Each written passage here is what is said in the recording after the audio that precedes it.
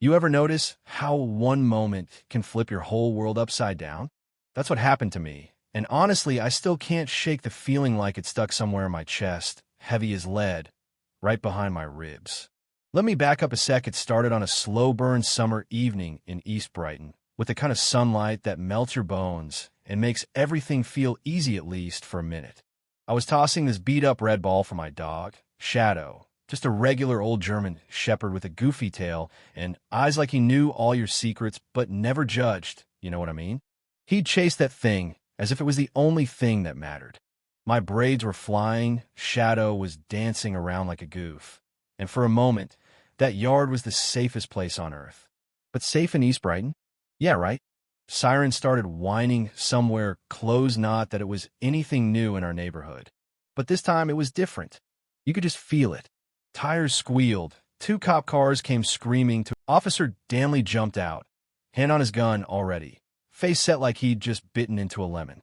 His partner trailed him, eyes darting but trying hard not to show nerves. Danley's voice boomed, "Get that dog under control," like Shadow was some wild beast.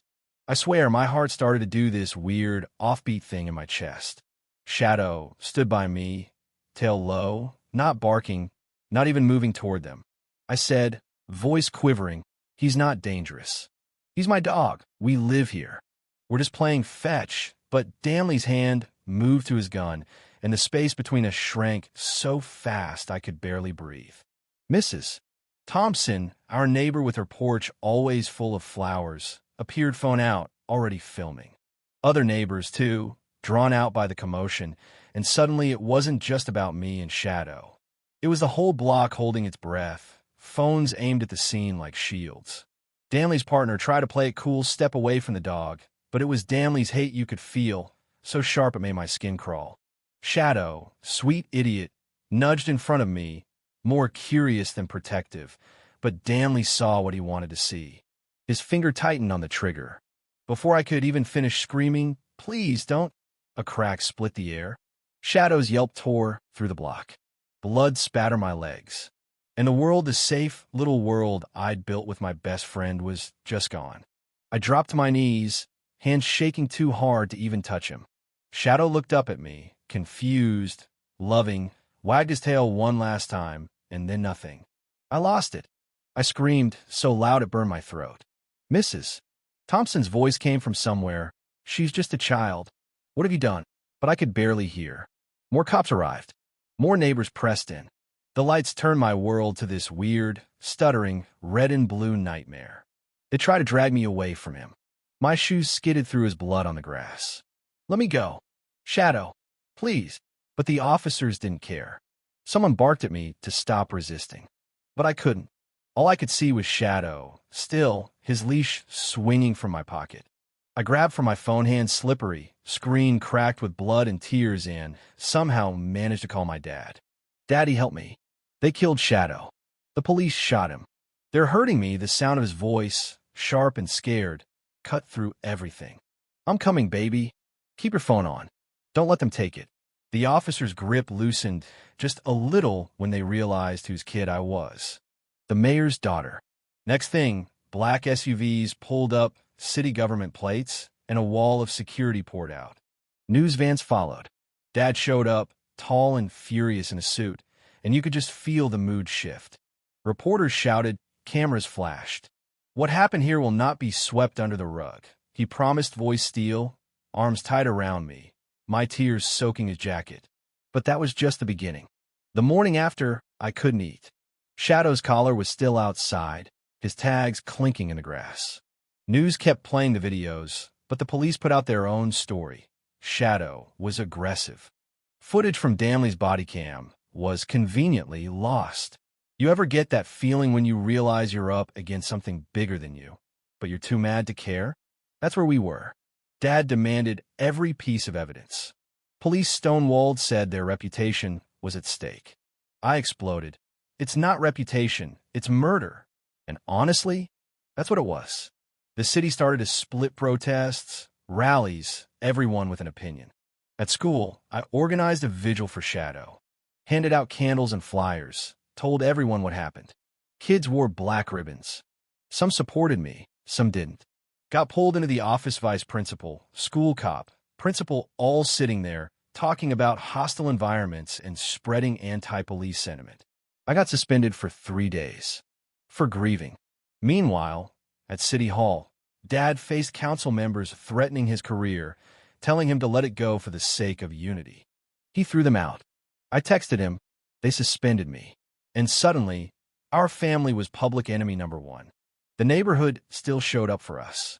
People painted a mural of Shadow on the community center wall. I started a vlog, Shadows Justice told the whole story, raw and unfiltered. Overnight, it exploded. Comments, DMs, other kids telling their stories, people across the city marching, chanting his name. Shadow became bigger than just a doe, was a symbol. But then things went dark. An honest cop, Officer Mendes, handed off a flash drive to a journalist named Jada. Body cam footage, locker room conversations, all of it. He paid for it with his life. Next morning, suicide on the news. Then they arrested Jada for cybercrimes.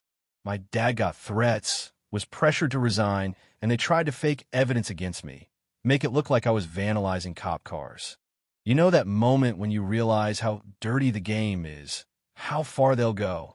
That's when we decided, no more back rooms, no more whispered threats. Dad went public. Jada got released, thanks to a storm of support and a top civil rights lawyer.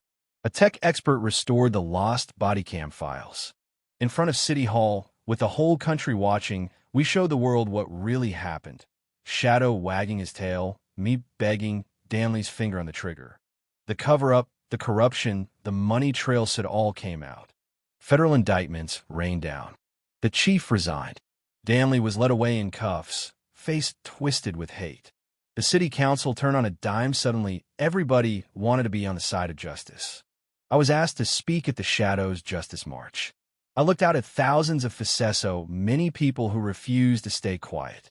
I held up Shadow's collar and told them, my dog taught me that love is stronger than hate. That truth is stronger than fear. Justice is stronger than corruption. Dad signed an executive order right there for civilian oversight, new rules, real accountability. And when the dust started to settle, after all the news and rallies and meetings, the neighborhood gave me a surprise. Mrs. Thompson handed me a wriggling, silly little German Shepherd puppy with big feet and 2 big ears. We know he can't replace Shadow, but maybe he can help your heart heal. I named him Truth because that's what Shadow helped us find. Now, every morning, I walk Truth through the neighborhood. People stop to pet him, to talk, to thank us for fighting. My vlog's grown huge. Other kids, other cities, picking up the fight, organizing their own boards, learning their rights, teaching each other. I tell them all, don't let anyone say you're too young or too powerless to make a difference. Your voice matters. Your truth matters. And every time Truth sits at my feet, looking up with those hopeful eyes, I remember Shadow didn't die for nothing. He sparked something no one could stop. Justice isn't just about punishment, it's about making things right. We're not done fighting. The truth has teeth, and it's not letting go. So let me ask you, where do you stand? What would you have done if you were in my place, or my father's, or Officer Mendez's? Do you believe justice can ever truly win, or does power always find a way to silence the truth? Drop your thoughts in the comments, because I want to know what you think about justice, about courage, about what it really means to stand up, even when the world tells you to sit down. If you felt something, share this story, subscribe, and stick around because the fight for justice is just getting started. And I have a feeling the next chapter is going to hit even harder.